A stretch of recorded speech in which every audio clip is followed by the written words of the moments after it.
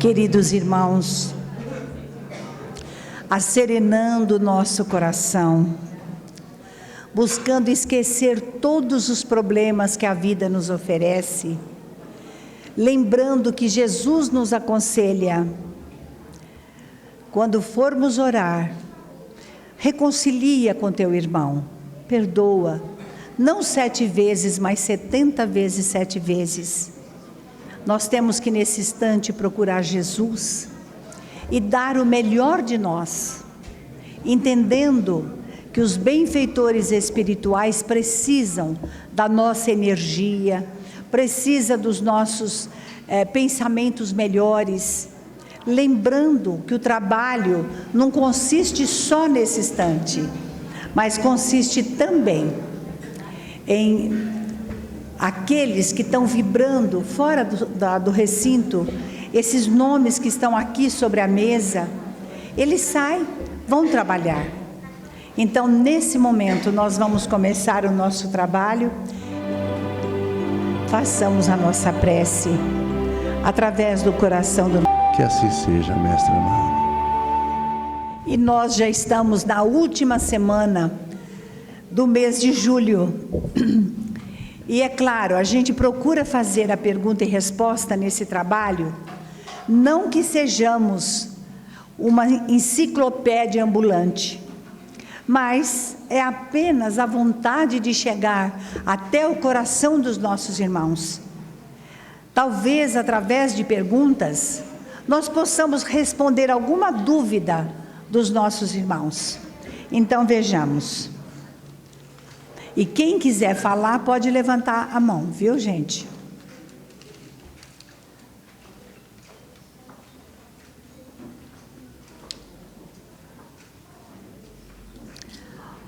A primeira pergunta: quando desencarnamos, os parentes próximos e os amigos irão nos receber ou iremos a um hospital para a cura e aceitar o desencarne?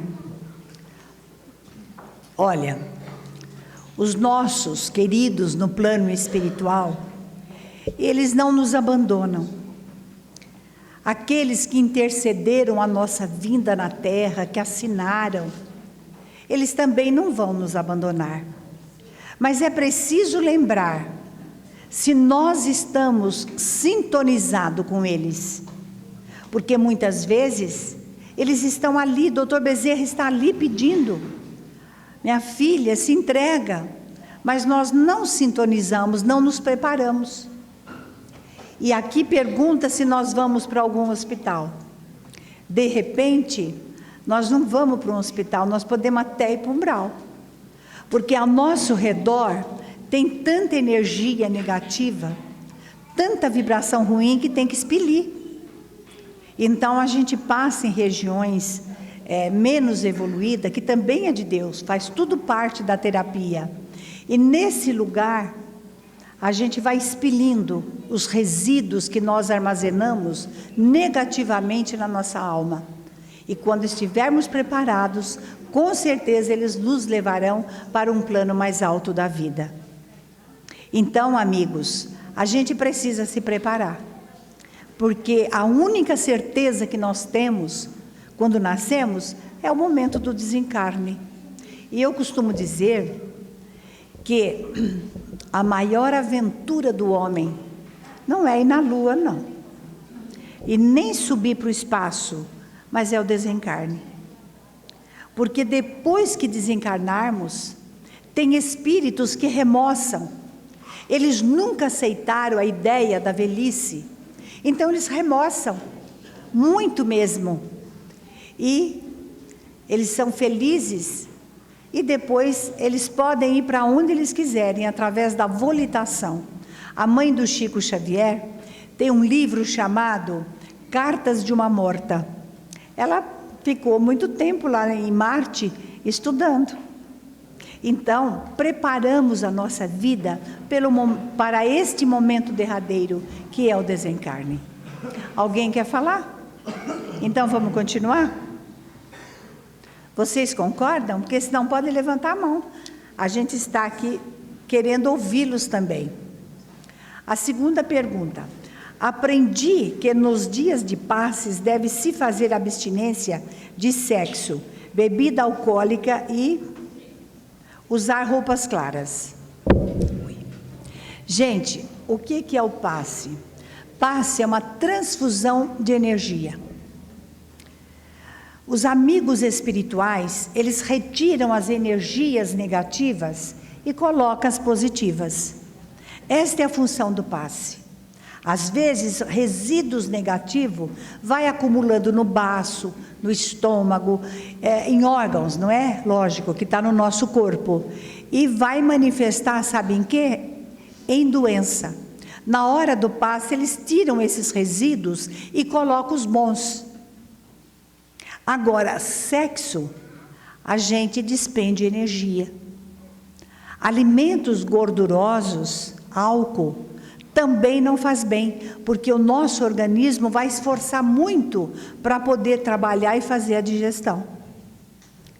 Agora, vocês já imaginaram, se nós temos um coração puro, se nós temos um sentimento que jamais vamos ter raiva de alguém, ou se tiver momentâneo, isto é que vai valer, porque a nossa aura vai estar brilhante. É como nós falamos na prece. Se nós reconciliarmos com o nosso adversário, naturalmente que a nossa aura vai estar brilhando. E também nós vamos poder receber e aplicar o passe. Nós podemos pôr uma roupa branca com o coração revoltado. Nós podemos pôr uma roupa clara odiando alguém. Então, é nisto que nós temos que parar e pensar. Não é? Alguém quer falar? Quer perguntar? Ou quer dar a opinião? Então, vamos passar para outra pergunta.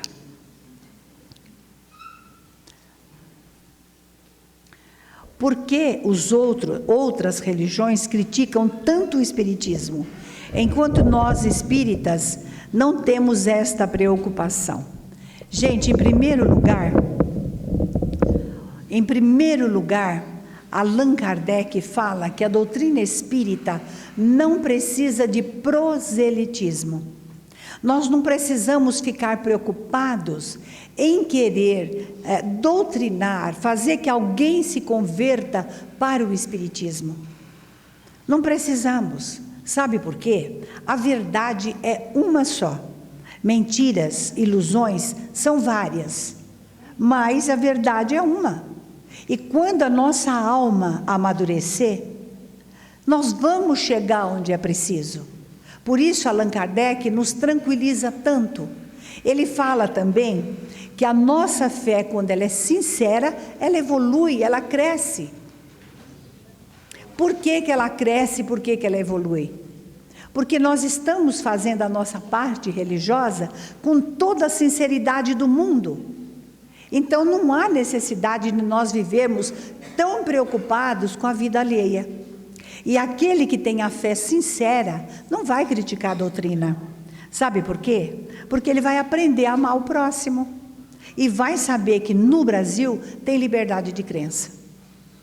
Então, é questão da gente raciocinar, né? E depois a doutrina tem assim letras garrafais. Fora da caridade não tem salvação. Então, se eu estou falando mal de alguém, vocês podem ter certeza que eu estou praticando o desamor. Eu estou incitando guerras e outras coisas mais. Então, cuidemos muito do nosso ego.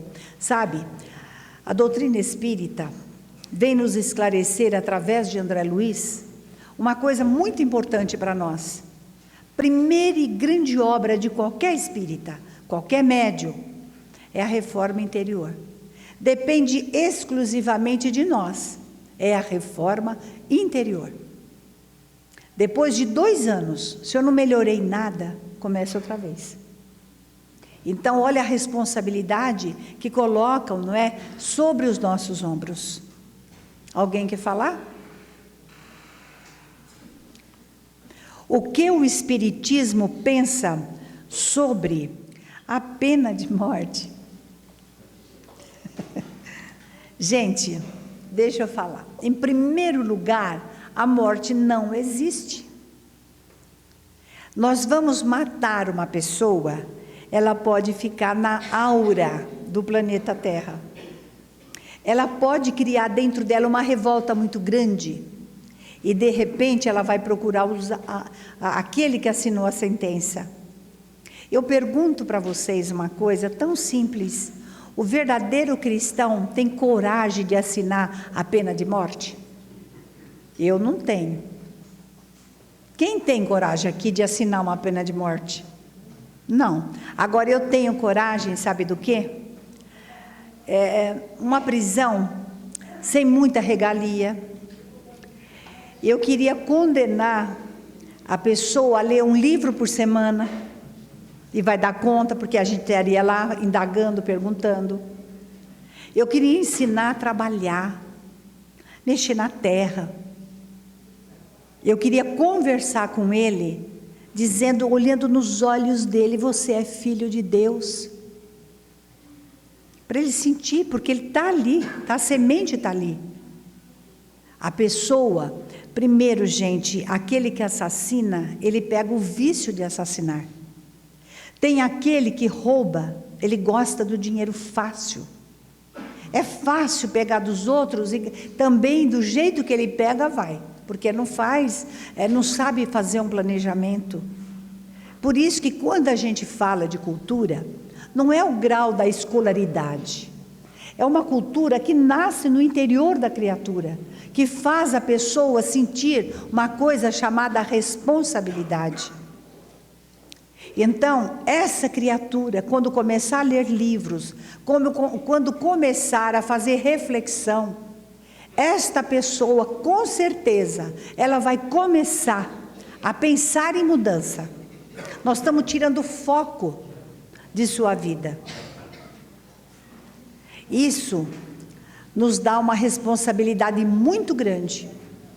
Sabem por quê, gente? Nós pais, que educamos nossos filhos, o que é que nós passamos para eles? Isso é importante nós falarmos sempre. Uma pessoa estava sentada esperando a vez de ser chamada para tirar sangue, colher material.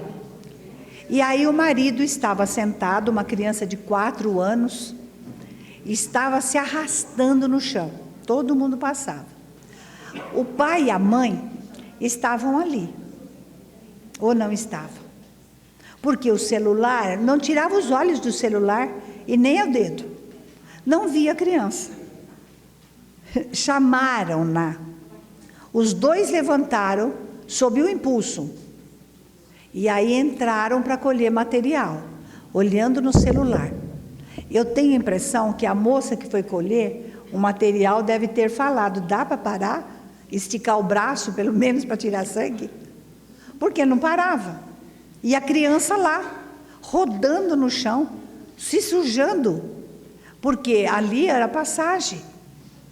Agora, pasme, a mãe saiu, viu a criança, foi para cima, sacudia a criança e disse, você não viu que eu entrei lá? Por que você ficou aí? A criança chorou. Então, onde os pais estão, que não percebe, pai, a mãe é aquele que observa, aquele que fala assim, eu educo tudo igual. Não, cada um tem a sua personalidade. Para nós sermos um bom educador, nós temos que observar e dar a dosagem certa para cada filho, porque senão nós não podemos ser bons educadores, não é? Então, é como diz aqui, o espírito da criança, gente, né? Ele precisa ser educado, porque senão na hora o povo vai dizer, dá pena de morte, mas o que foi que essa criança aprendeu? A começar de casa. Se as mães soubessem a influência que uma avó, que um avô tem sobre uma criança, sobre um adolescente, vocês não têm ideia, porque passa na minha sala meninos que perderam a avó, não param de chorar. Eu perdi minha avó, era tudo para mim. Olha a influência. Vão se alimentar, lembra, olha, minha avó fazia isso, a minha avó dizia aquilo. E não é para ficar com guerra psicológica com a sogra e nem com o sogro. Isso é para unir as famílias. E depois que nós não conseguimos, porque passamos para a criança a mágoa, a raiva, o ódio, essa criança amanhã vai achar que todo mundo é assim. Vai matar com facilidade, vai roubar com facilidade. Olha o ambiente que essa criança foi criada. Então, pena de morte, a doutrina espírita é absolutamente contra. Mesmo aqueles que parecem que não têm recuperação. E muitos, gente, muitos são enfermos. Guardam alguma espécie de enfermidade. Quem é o Espírito Santo na doutrina espírita? Olha, ao pé da letra, são aqueles que já se santificaram. Nós podemos citar os primeiros cristãos que vieram, que deram a vida por amor a Jesus, morreram na fogueira, na crucificação, foram torturados até a morte. Esses evoluíram. Mas é preciso nós entendermos uma coisa: todos são filhos de Deus. Não peque contra o Espírito Santo. Sabem por quê? A lei é de retorno, a lei é de causa e efeito. Você é um Espírito Santo. Cada vez que você pecar, lembra, você está plantando. E vai voltar na tua direção. Então não peque contra o Espírito Santo. Mesmo que a gente conta, não é até 10, até 100 se for preciso, não é? Mas é preciso raciocinar, é preciso ter calma, ter muita paciência, para depois não vir um remorso ou vir um arrependimento. Então, o Espírito Santo, claro, são espíritos que já evoluíram muito. Agora, nós também somos espíritos imortais. Como uma mãe que abandona seu filho na lata do lixo, se sentiria no plano espiritual? Esta mãe que joga um filho na lata do lixo, ela pode ir para o plano espiritual, ela pode ir para o céu até, mas nunca ela vai esquecer do ato dela. Então, ela vai ter que voltar à Terra, passar pela mesma situação, para que ela possa se perdoar. Por isso, é assim, o perdão de Deus, ele renova a vida, quer dizer, ele sustenta a vida para a vida se renovar. Nós vamos ter que passar por uma escola de aprendizado para ser mãe. E Deus vai nos sustentando, sabe para quê? Para que a vida possa ir se renovando, para que nós nos dignificamos diante de Deus, diante dos nossos irmãos, e diante de nós mesmos. Por isso nós temos que pensar muito antes de praticar um ato que venha prejudicar um irmão nosso. Porque não podemos participar da sessão de desobsessão? Sabem por quê? Os espíritos se manifestam sofrendo muito, às vezes com uma revolta imensa.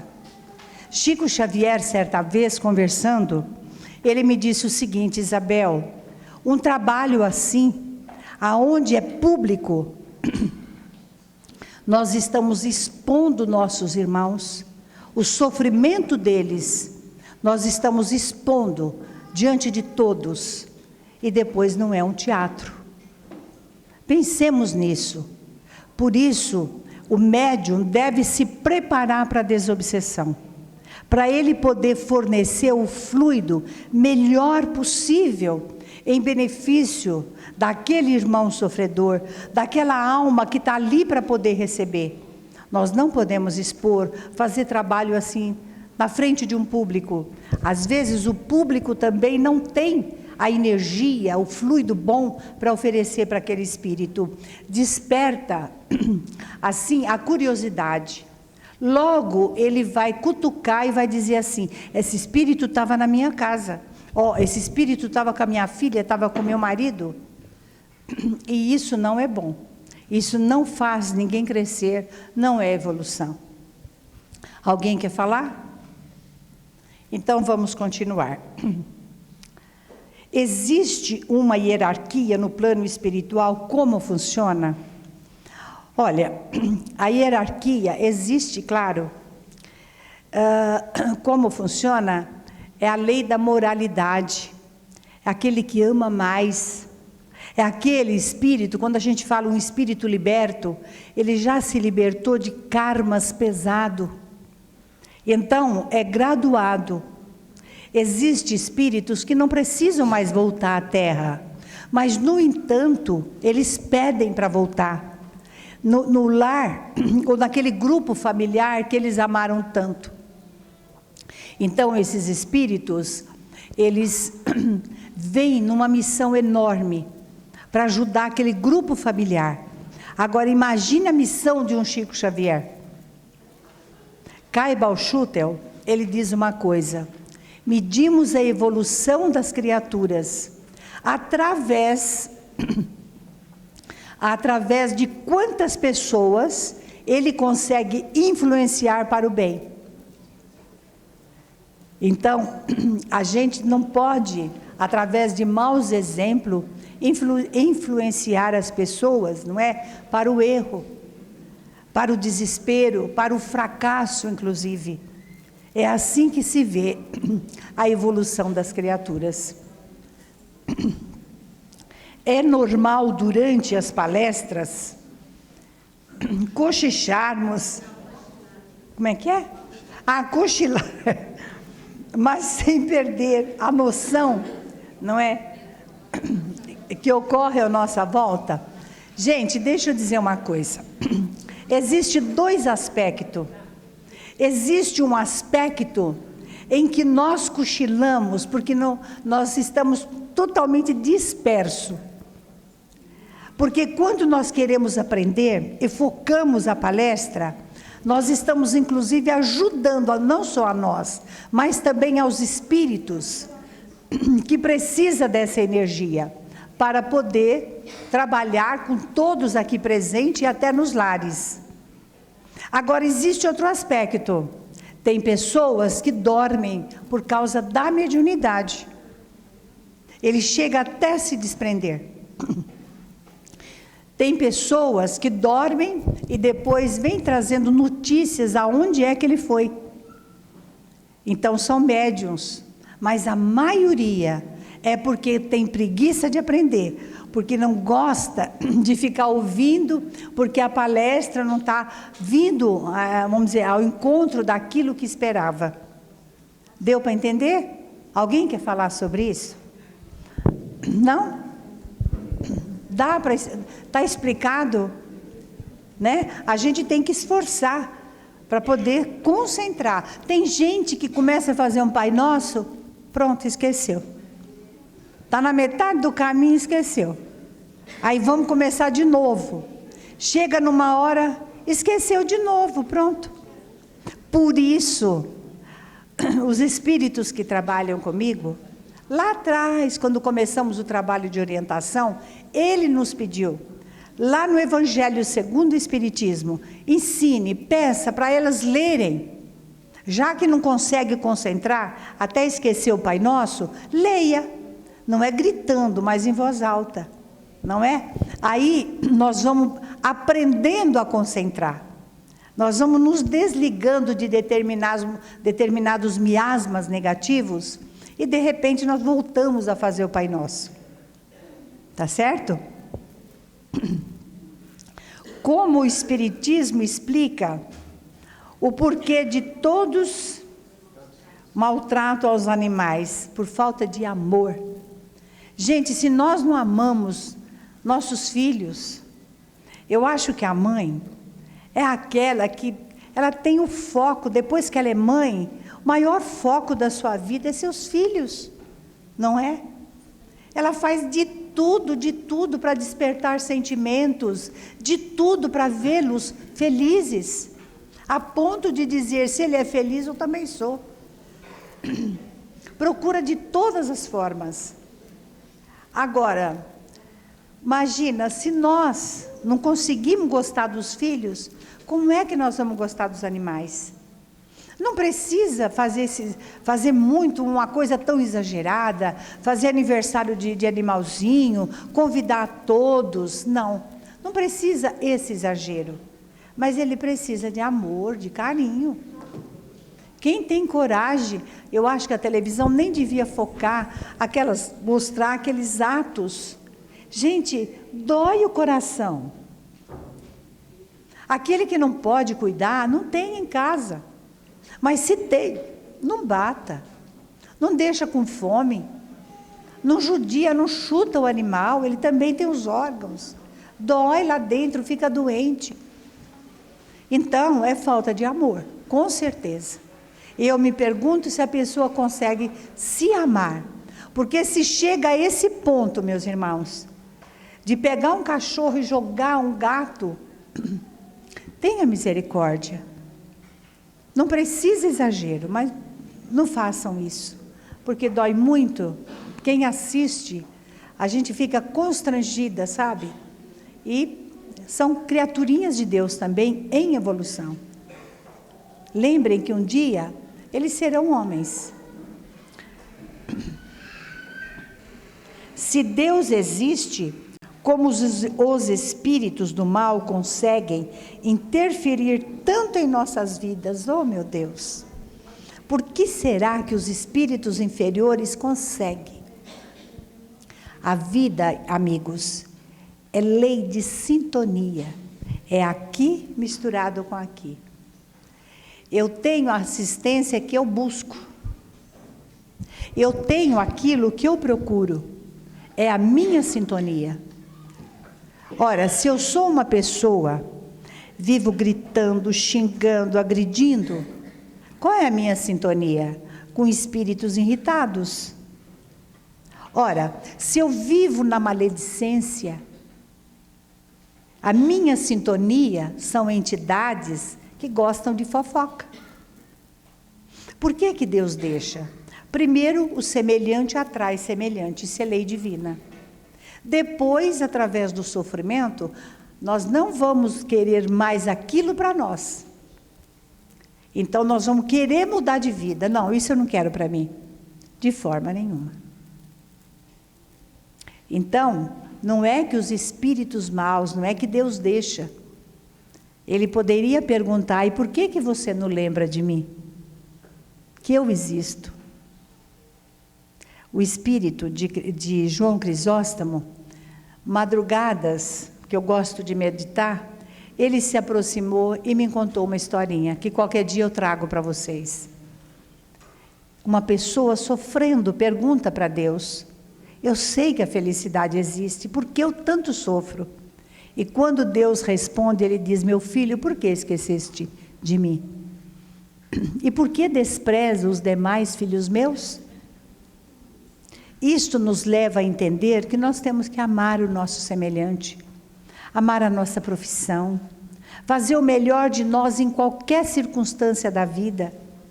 Aí vocês vão ver que todos os espíritos superiores vão nos ajudar a cada minuto, a cada instante na nossa vida. Então, nós vamos chegando no final, não é, da nossa conversa, dizendo aos nossos amigos que a gente fica muito grata com a presença de todos, aqueles que puderem prestigiar o nosso jantar, que vai ser dia 15 de agosto, vai ser uma festa italiana, nós vamos ter a presença da Andrea Bien, o mágico, danças típicas, tudo isso é para poder agradá-los. E todo o dinheiro fica aqui para o Rede Vivo. Então, está chegando o final do ano, não é? A gente tem uma despesa alta. E aqueles que puderem. E dia 23 de agosto, Paulo Neto volta nas cirurgias espirituais.